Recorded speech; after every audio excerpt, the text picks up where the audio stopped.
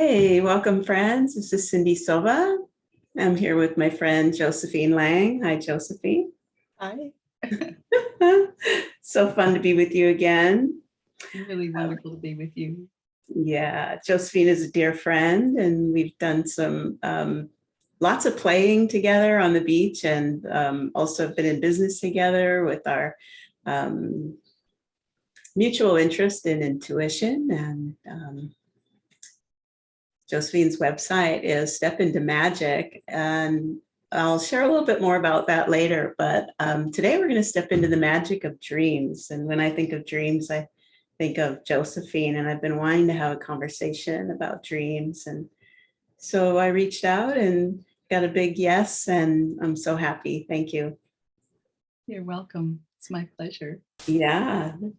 Josephine taught me this wonderful spiritual agreement, and we've started every one of our conversations with this, and I'd love for you to share it with our listeners. Yes. Josephine, whenever you're ready. All right. So this is an agreement that I like to ask everyone to make. It's a beautiful way to start time together. And it was a gift to me from my friend and mentor, Jana Massey, who was a wonderful woman and a great influence in my life. And it goes like this, and please make this agreement with me if you will. Together, we acknowledge that everything that we think, that we say, and that we do at this time will be of the highest good. And together we ask for truth, the understanding of that truth, and the wisdom to use it in our lives. Can you agree? I agree. I can. Thank you. I do. Yay! Thank you for that. Sure. Yeah, thank you for reminding me of this. I really always appreciated that. And we've sat down at your kitchen table and wrote some of our own kind of agreements too, based on personal experiences that we were going through. It was so much fun. It's a good idea. You know, it sets the intention, and whatever our intention is, if we give it our attention, which we do when we have a sort of an understanding or a sharing that we involve ourselves in, like an agreement, then we really do manifest along those lines. Yeah. Yeah. Wow. Well, Josephine is a spiritual teacher, and of course she has an expertise in dreams, and she's also a medical intuitive. I know you're busy with that work, and probably more so than ever with what's happening in the world. So if you want to say anything about your work in the world, we'd love to hear that for people that are interested, and then we'll jump into the dreams. Wonderful. Well, I've taught classes for years and students, and I really enjoy that because it's so nice to interact with people on spiritual levels.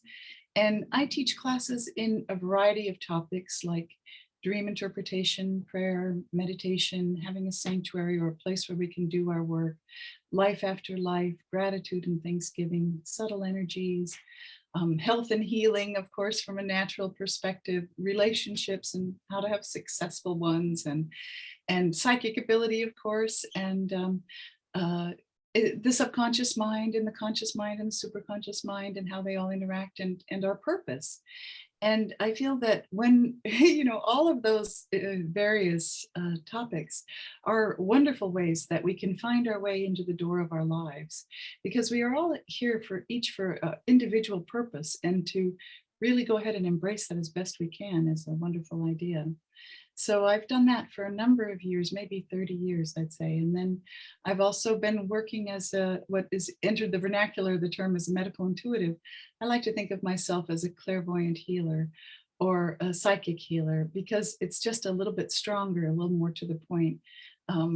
Medical usually involves drugs and surgery. I'm not a doctor, so I don't do either of those things. And intuitive often says that it's a little bit vague, something a little bit subtle.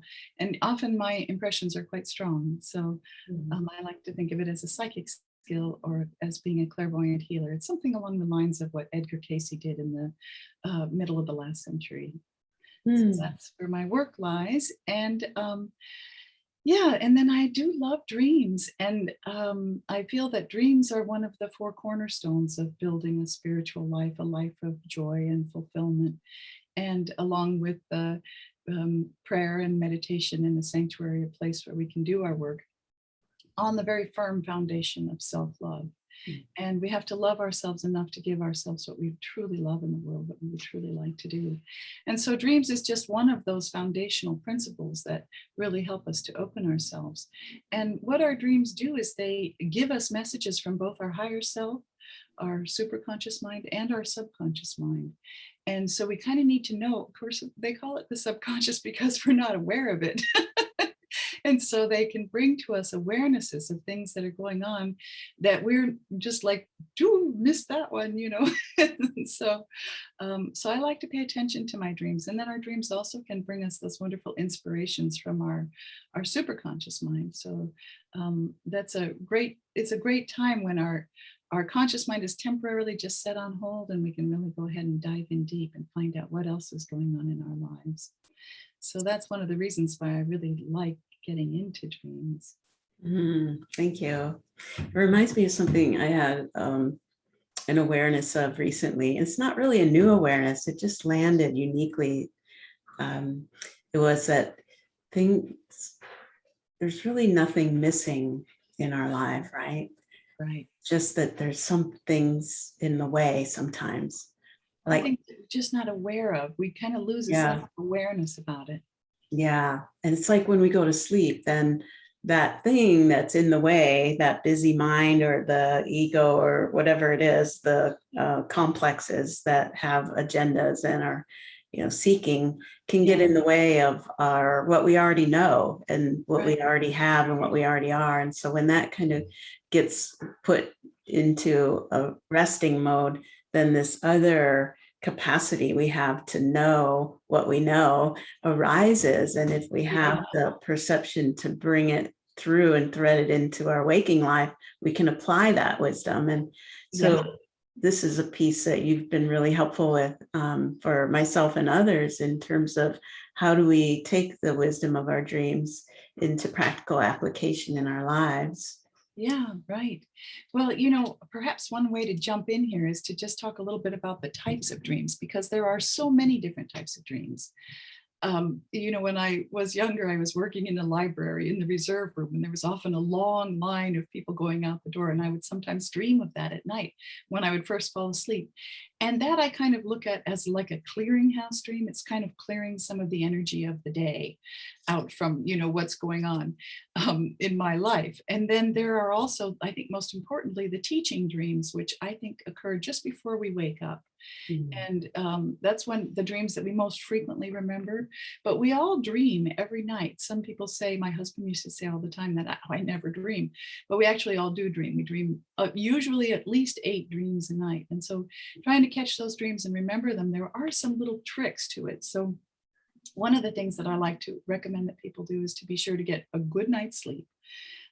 So that you can awaken refreshed, so that you don't, and also if you can avoid, like, say, alarm clocks, that sort of thing. And I also like to avoid really, strong visual input just before bed, like movies and things can sometimes interrupt our dream recall. I'll sometimes wake up and I find that instead of remembering my dream, I'm remembering the movie that I saw last night. And so taking the time to kind of have that quiet before sleep, and then also to be able to awaken slowly, is really good. And then boundaries between, yourself and children or pets is also helpful, because oftentimes the cat is like, feed me, or the kids are bursting in or whatever. And it's nice to be able to have a nice boundary where you can awaken slowly and remember your dreams easily that way. The other main trick that I really like to keep in mind for dreams and dreaming is to have a dream journal. I like this kind of format. I've, of course, decorated this, and it has a hardback, and so I can open it up wide and I can put it on the bed beside me. I usually have a blank page ready to go for when I'm going to be doing a dream. And, it's kind of nice to decorate it because it makes it your own. And to have that dream journal handy Some people like to do tape recordings, but tape recordings, I find that those, you have to play it back and you're mumbling and it's hard to understand what you said. And so having a dream journal in easy reach is a really nice idea. And you can just sort of slip one arm over and get the dream journal and the pen right there, and then make whatever recordings you want to do. And some people like to draw the dream. They'll like, an easy way to do it is to just draw a big circle on the page like this. And then you put the events of the dream in there. So like here I was doing this little thing, and then I moved over here and I got into a car and I drove down a road, and then there I met my dad or something. And it doesn't really matter what the drawing looks like. What matters is that you get something down that will help to trigger your memory. Mm-hmm. And that is a great way for people who are artistically inclined. And you'll find that as you're getting the dream out on paper, you can catch meanings that are deeper. You'll get this like aha feeling, which is really great. So once you get the basics of the dream recorded, and another really great tip is to not move any large motor muscles like your leg or something, because that somehow, the dreams are just so vaporous, they can just escape and float away in a second, because as soon as we engage our conscious mind, we've let go of that part, that dreaming part of ourself a little bit.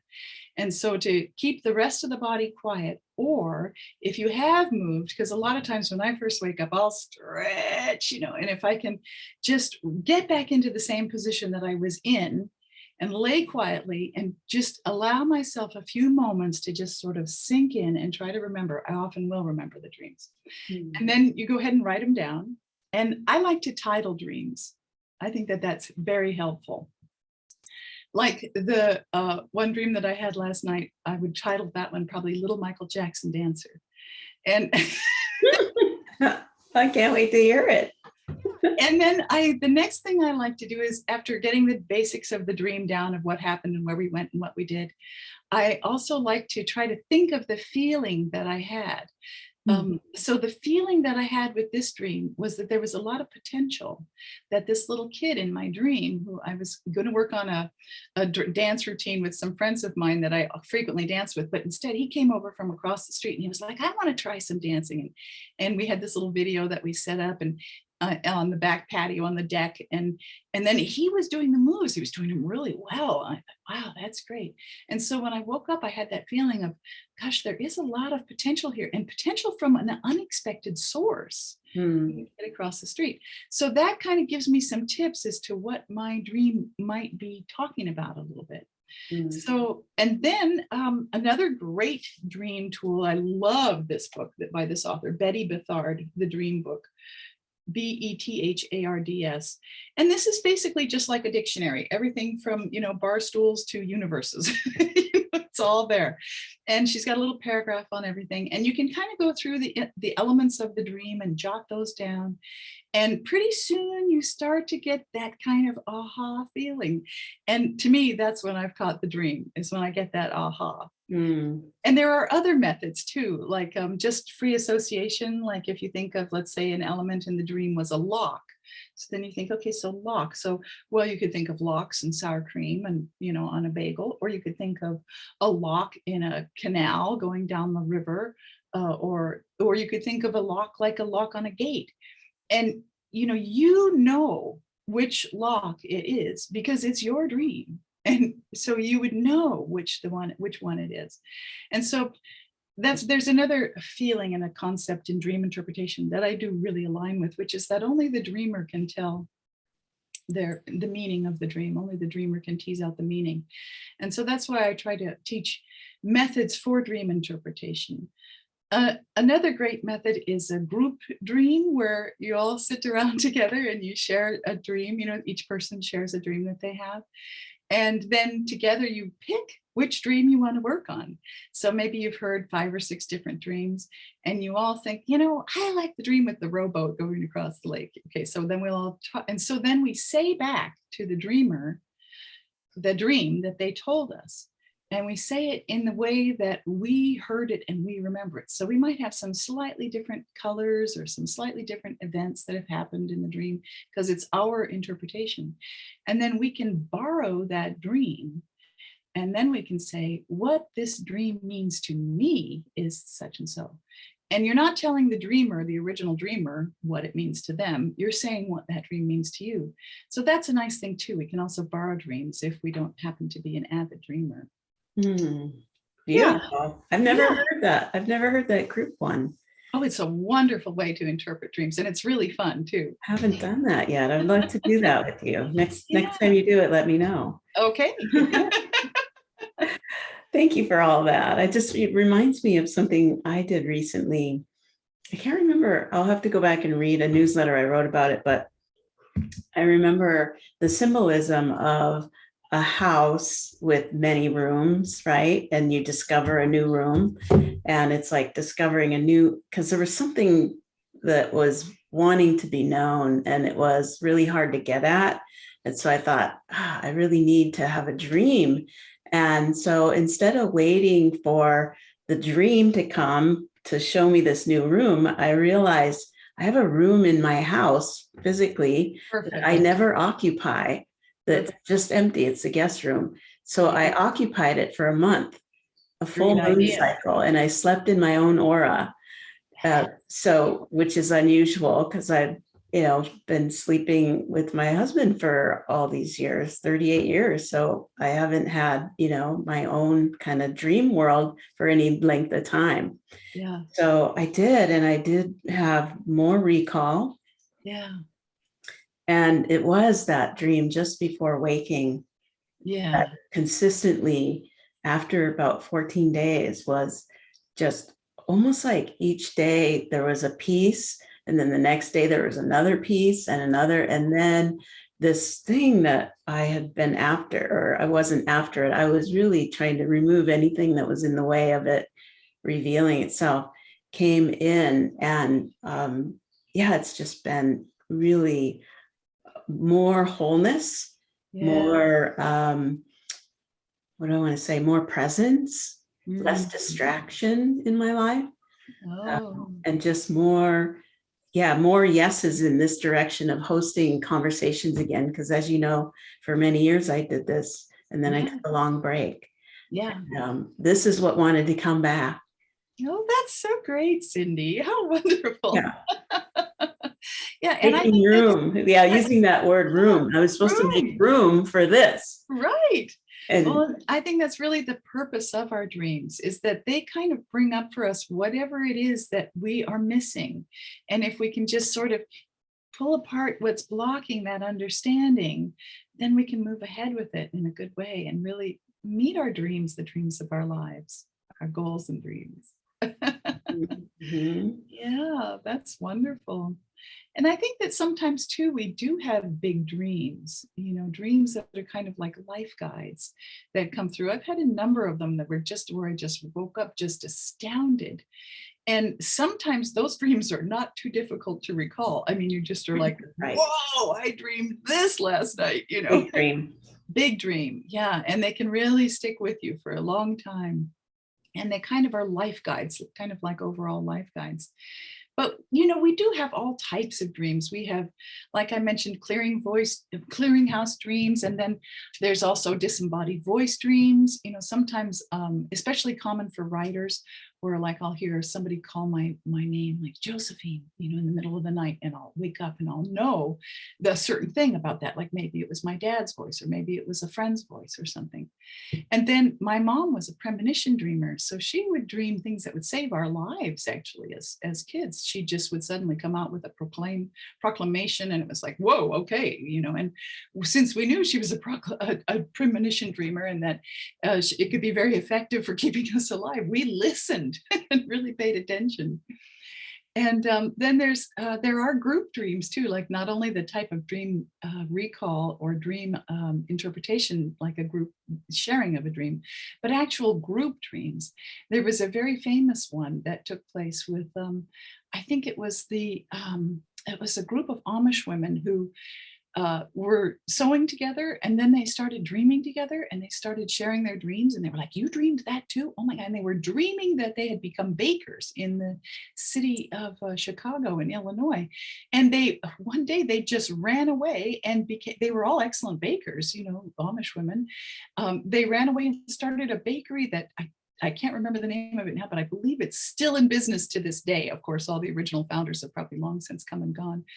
But, and then we can have, disaster dreams like a hurricane or a tidal wave or something. And those can sometimes signify big changes that are lying ahead in our lives. And kind of like you were mentioning, Cyndi, with setting up and moving into that room for specifically to try to pull away what obstacles may lay in front of you, and how it sort of pointed you towards opening up again to having conversations like this. We can program our dreams. And that in a way was kind of like a program to dream. You were sort of setting the stage for that. And one of the very simplest ways to do that is to just simply have a statement at night as you're drifting off into sleep in that hypnagogic state where you're not fully awake and not fully asleep yet either, where you can just say, tonight I will have a dream that will bring me insight and guidance to whatever the problem is that you might be facing. And upon awakening, I will easily recall this dream and understand its many meanings. And, I'm open and receptive to all information regarding this situation that's in accordance with my highest good, something along those lines. And I like to phrase that in the positive. Tonight I will have a dream, not will I please, can I have a dream, because that's like always in the asking state, but just to use it as a positive, almost like a quiet command. I will have a dream and I will remember. And so programming our dreams is a really good idea too. It's a wonderful thing for us to do. And then there are also lucid dreams. That's one of the things that I've explored a little bit. I did this mostly in high school when I was working actively as a choreographer in our dance class. And our dance class was so exciting that we decided to hold it every day after school hours. And so our teacher very kindly stayed after, and I would usually ride my bike home, get something to eat, have a nap, and then go back to dance with my friends. And I would take these little naps and I would dream these dreams of just like impossible body movements, but they would give me sort of a leg up or an insight into what I could do. And lucid dreaming is a whole topic in itself. And the Institute of Noetic Sciences has been doing a lot of work with lucid dreams lately and offering classes in how to do lucid dreaming and things. So if you're at all interested, go to their website and check it out. You can probably get some good stuff like that on that topic. Yeah. So. Yeah, thank you. I've been more and more seeing my waking life as a dream as well. Like it's all a dream. Yeah. And I don't mean to minimize, our lives as, because I see the waking dream and the dream that we have when we're asleep as equal. They're both giving us information and guidance.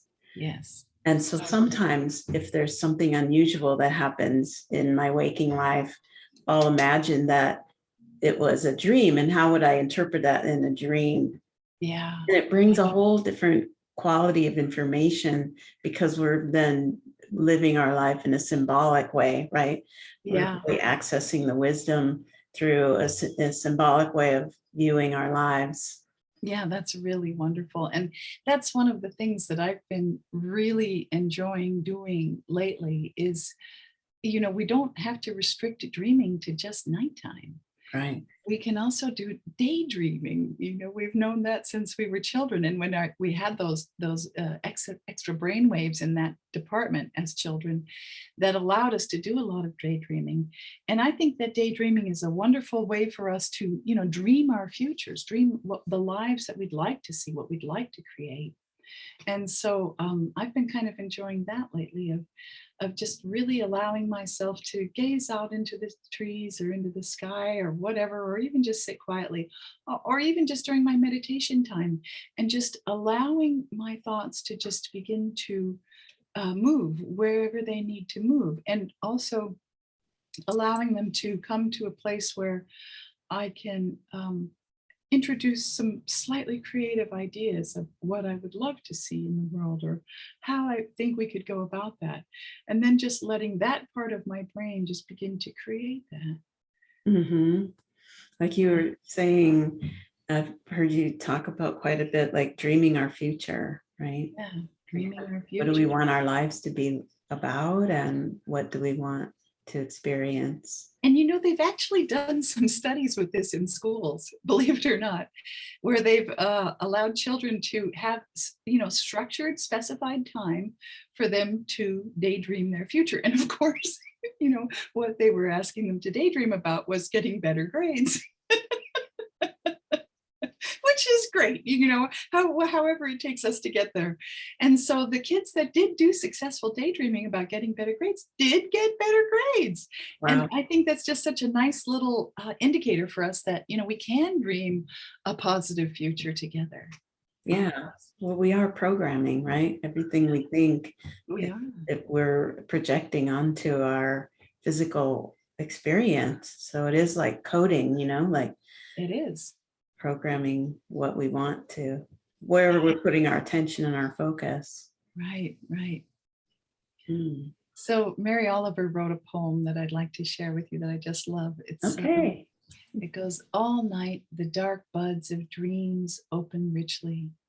In the center of every petal is a letter. And you imagine if you could only remember and string them all together, they would spell the answer. It is a long night and not an easy one. You have so many branches and there are diversions, birds that come and go, the black fox that lies down to sleep beneath you, the moon staring with her bone-white eye. Finally, you've spent all the energy you can, and you drag from the ground the muddy skirts of your roots and leap awake with 2 or 3 syllables like water in your mouth and a sense of loss, a memory, not yet of a word, certainly not yet the answer, only how it feels. When deep in the tree, all the locks click open and the fire surges through the wood and the blossoms blossom. Beautiful. Isn't that nice? And I love that poem because it just really says to me so much about how dreams come and how they are. And even in, like I've been experiencing now, these waking dreams, you can't really hold on to too much control. You can kind of put a little bit of a nugget out there of where you'd like to head and how you'd like to get there. But as is the case with daydreams, you can just let them kind of flow and morph their way toward that end if you can, like the blossoms blossoming. Yeah, it's like putting a puzzle together. You're getting it is. It's like, it's not a linear, it's kind of an abstract process of you get a piece here and a piece there. And there's no real logic to how they go together, but there's an intuitive sense of what each piece, how it fits to the whole. Yeah. And to see that bigger picture, like my experience of every morning, there was a piece, but it wasn't necessarily linear. There was just a piece and then more pieces. And then eventually I could see the whole picture, like getting a 1,000-piece puzzle and then having the cover of the box to see how, what the actual image is, but just finding, and then eventually the image comes into life. Yeah, that's wonderful. That's a great analogy. And it's such a great feeling when you're doing a puzzle like that. And you know how it goes, where I know you and Frank do puzzles. We love them. Yeah. And so sometimes it's like, it'll be a long time before you find a piece that fits, and that satisfaction of putting that piece in and it clicks and it's like, and then that feeling tends to kind of echo out. And then you get another one and you get this roll, you're on this roll, and then there's this lull and you can't, there's not one for a while. It's kind of like that for me with these dreams as they come. There's pieces that come in sequence, not really linear, but a bundle. Yeah. And then there'll be a while where I don't have big dreams or dreams that have any sort of guidance. And then there'll be a time where there's a lot of them at once, like clusters. Yeah, it's a great analogy. And I think also too, that part where you were just talking about, like with a puzzle when you're searching. There's a kind of a dreamy feeling to it. It's like you don't really know exactly where you're going, but you're kind of scanning through the consciousness to kind of find, okay, where is it? What is it? And it's that asking place, when we are not knowing, when we're in the place of asking, where we're like, that's so often where we find the nuggets of our consciousness that really help us to move forward. Yeah. And information is state bound. So we have to enter the proper state to sort of match that piece, right? That puzzle piece. We can't be, in a high frequency beta state where our mind is really busy if the piece of information that's wanting to be known is in this lower theta or delta wave.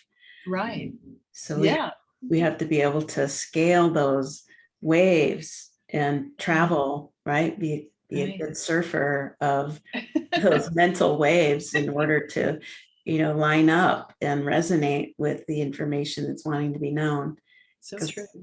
Sometimes we feel information like pressure. That's how I feel it. Like there's a mental pressure, or the pressure of confusion and doubt is always a signal to me that something's wanting to be known, but my perception isn't allowing it.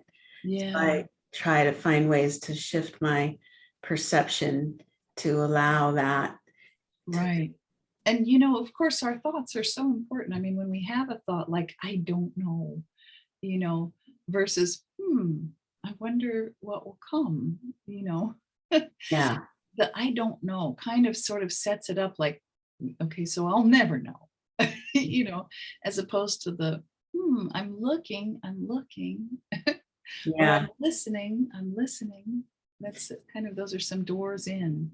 Yeah. Another way I think is helpful is to know that you are that information, like you are the source of that information. So it's like, oh, there's an aspect of me wanting to give me this information, but I have to, kind of locate that aspect. I have to meet it halfway. I can't just expect it to come find me, right? It's like an invitation.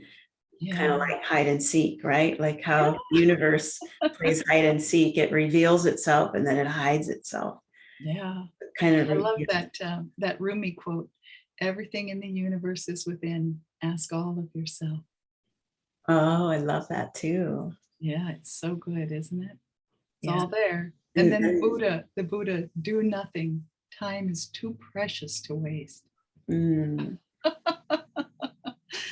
Wonderful. Those are some real keys to the doors that we're talking about, the doors of consciousness and the doors and the rooms. Remember Rumi's guest house poem? Oh, yeah. Oh, yeah. That was an invitation. Yeah. And then there's that wonderful Beatles song that I'd like to share with you because I just think it's so great. And it's, all right. Let's have you sing it. I'm only sleeping. Okay. When I wake up early in the morning, lift my head, I'm still yawning when I'm in the middle of a dream. Stay in bed, float upstream, please don't wake me, no, don't shake me, leave me where I am, I'm only sleeping. Everybody seems to think I'm lazy. I don't mind, I think they're crazy, running everywhere at such a speed. Till they find there's no need, please don't spoil my day, I'm miles away, and after all, I'm only sleeping. Keeping an eye on the world going by my window, taking my time, lying there and staring at the ceiling, waiting for that sleepy feeling. Please don't spoil my day, I'm miles away, and after all, I'm only sleeping. Keeping an eye on the world taking my time. When I wake up early in the morning, lift my head, I'm still yawning when I'm in the middle of a dream. Stay in bed, float upstream, please don't wake me, no, don't shake me, leave me where I am, I'm only sleeping. Yay. Thank you. That was so fun. You had me toe tapping. And I was waiting for Honey to come in and accompany you. Yeah, she does. That was great. When you first called and said, would you like to do this Zoom together? I thought, yeah, I suppose I would. And then I kind of was sort of thinking about it. Well, let me think about it. You said, think about it. I was thinking about it. And then that song came into my head and I thought, yeah, that'd be fun. I'd love to do it. Excellent. Oh, that was great. And I wasn't really thinking I would sing it. But then as I was getting ready today, I thought, you know what? Maybe I'll just sing the song. I'm so glad you did. That's lovely. It's a nice song because it really helps us to see that, I love that line of when I'm lying in bed, staring at the ceiling, waiting for that sleepy feeling. Yeah. That's exactly the place that we want to go to in our heads to really allow ourselves the space within our consciousness to receive images and ideas of how we can accomplish what it is that we've come here to do. Yeah. That Twilight Reverie. That's it. It's the Twilight Reverie. In between, on the threshold. Yep, that hypnagogic state, that little place in between. In the twixt and in the between. Yeah, that's it. Mm-hmm. Yeah, that's where it is, isn't it? It is indeed. Yeah, so hooray for dreaming and hooray for daydreaming and night dreaming and allowing ourselves to find the answers to our problems and the ways forward and the ways that we can reach and accomplish our purpose or know our purpose if we don't know it. It's a really great thing. Mm-hmm. Yeah, there's a couple things that come to mind about dreaming that people might be curious to hear from your perspective, and that is reoccurring dreams.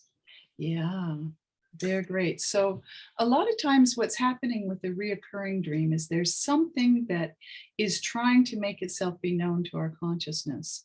But also too, there are great reoccurring dreams like flying dreams. I used to have a reoccurring dream that was every time when school would let out for the summer, I would dream that I was flying.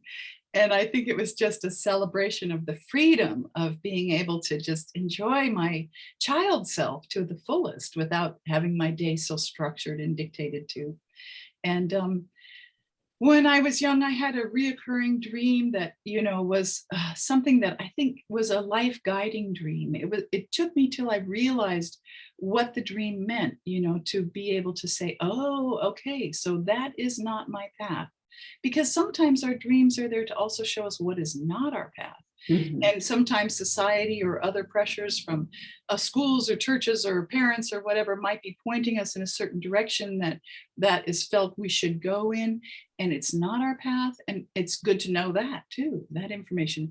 And I think it wasn't until I really acknowledged that wasn't a part of what my life was going to involve before that reoccurring dream stopped. And then, sometimes reoccurring dreams, I remember one that I had that was of a horse that in order for the horse to be healed, it needed to drink carrot juice. Uh-huh. And it was a dream that was just there to tell me that I needed to do a little bit more of juice feasting and juice, to just clean my body out a little bit more. Now, that didn't mean that I wanted to drink only carrot juice, but for me, the horse is a symbol of power and freedom and joy and intuition. And so for me to help that horse get back up on its feet and to be healthy again, I needed to do some deep cleansing, which was symbolized by the carrot juice. Mm-hmm. And so then that reoccurring dream stopped when I went ahead and did that. And there was also a wonderful teaching dream that one of my students shared with me that we worked with quite a bit, as it was a reoccurring dream. And he gave me permission to share this dream. And the dream was of a big silver ball. It was like 10 or 15 feet in size that was rolling down the road right toward him. And he felt this pressure of this ball coming down upon him, about to kill him. And it wasn't, and so he brought this, he was like, I have this dream at least once a month and it always scares me. And so he brought the dream to us. And one of the things that I've realized is that when we change things in the waking state, our dream life can change. Or if we change things in the dream life, our waking life can change. Mm-hmm. And so I said, why don't we practice a little bit of dream lucidity, bringing your consciousness to the dream time, and see if we can't change this dream, and then see if that won't change the situation in your waking life. And so he did. So what we thought about and what we discussed was that there could be some varieties of ways that he could stop this dream, this ball rolling down on him. And one of the ways that we discussed was that in the dream, as he was running down the road, he would get far enough ahead, and then he would see by the side of the road, lying on the side of the road, a big pipe. And he could pick up the pipe, and there would be a handy pothole right there. And he could put the one end of the pipe in the pothole and then aim that pipe at that rolling ball at just the right spot to stop the ball. And so he did it. The next time he had the dream, and as he was feeling himself start to panic and start to wake up, he brought in his lucid mind, and using his consciousness, he was like, oh, right, there's going to be a pipe right by the side of the road. And sure enough, there was a pipe, and he picked it up and he stopped the dream. Wow. He stopped the ball. And that day, he told his mother that he was in high school at the time, or last year of high school, that he actually was not going to be going on into college. And she was really set that he did, and that she was pushing the paper, here's these, different colleges you could consider.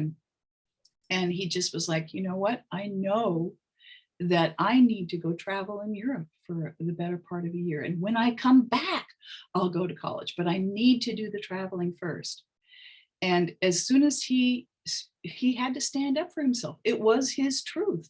And as soon as he did that, that was the end of that reoccurring dream. And I'm not saying that people shouldn't go to college. I'm not saying anything. I'm just saying that that was his truth for him in that point in his life. And he did come back and he did go to college, but he just needed to not go right then.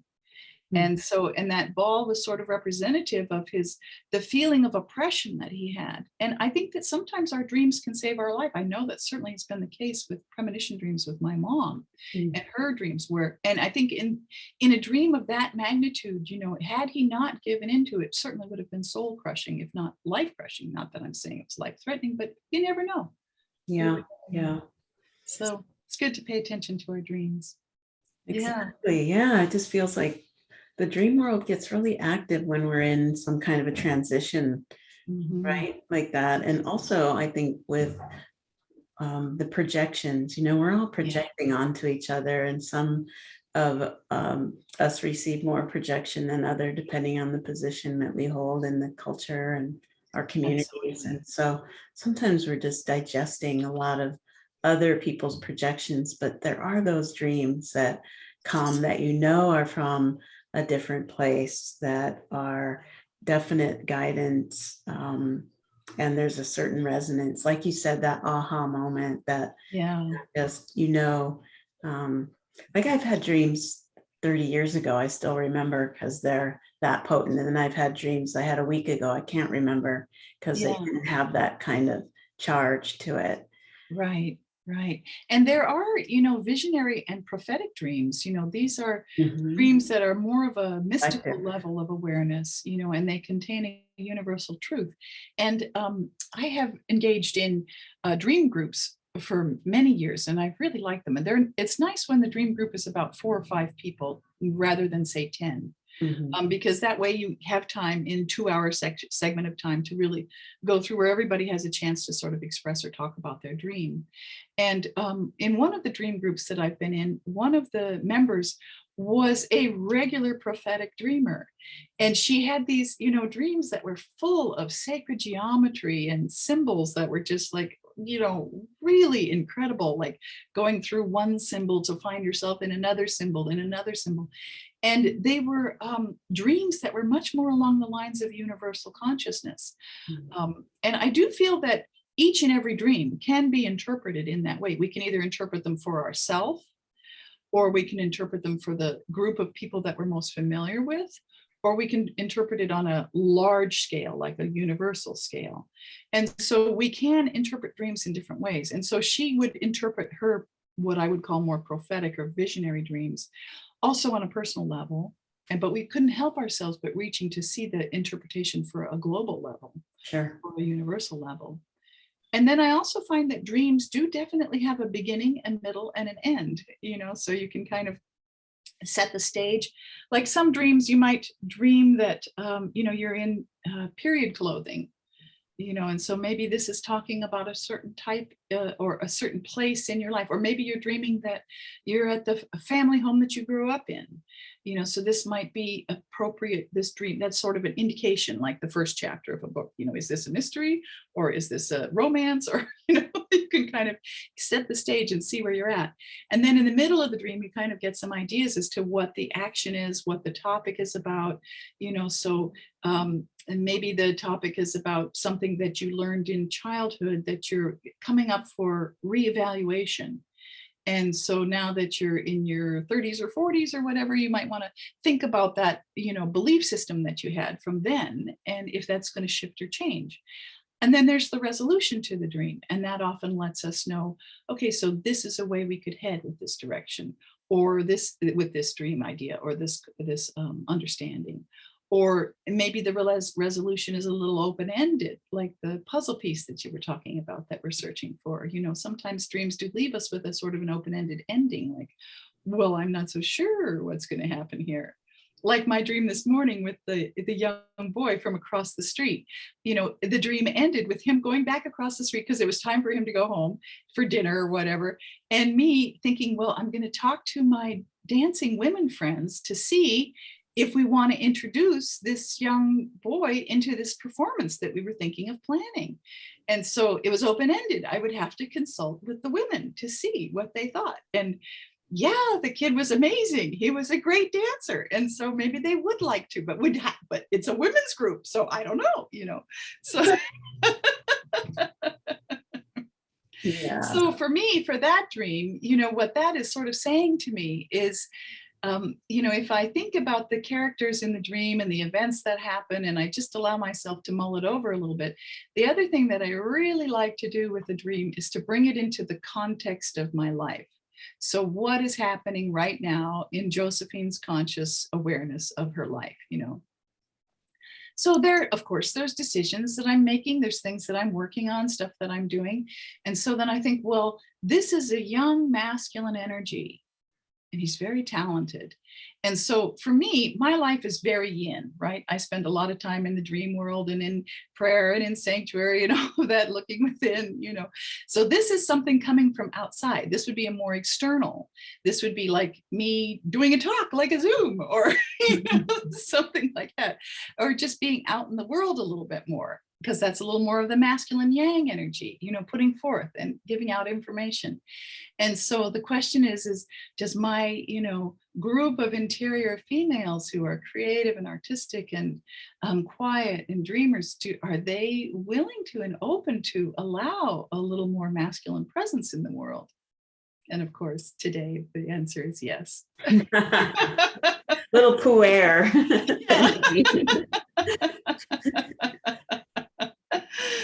Yeah. That was fun. Thank you for sharing that dream. That's really helpful. I think it's beneficial for all of us that you shared that. Thank you. Yeah, you're welcome. My pleasure, Cyndi. And often, like, there's no accident you had that dream last night, and this because your psyche knows, and your subconscious knows you were having this conversation today, and Yeah. then the dream that you had last night and that you just shared, it's like it's all connected, even though we may not know exactly in this Right. moment how they all fit together. They do, though. There's something about the Yeah. timing, right? Right. Yeah. And then, like I said earlier, naming the dream, getting the feeling of the dream when you awaken, and then doing a little interpretation, taking the time for that.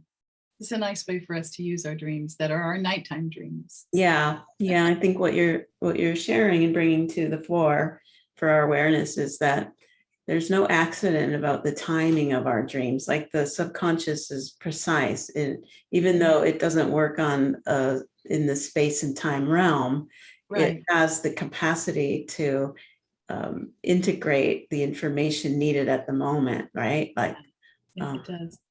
it penetrates, kind of like that little boy crossed the street, penetrated your field, and then left.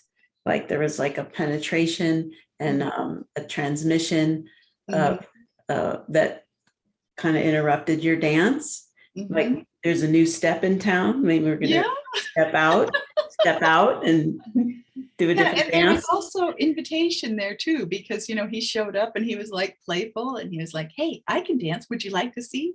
And then we put on this little video of these Michael Jackson dancing, on the screen in the backyard, and Michael Jackson and his dancers. He had 3 or 4 dancers in the dream.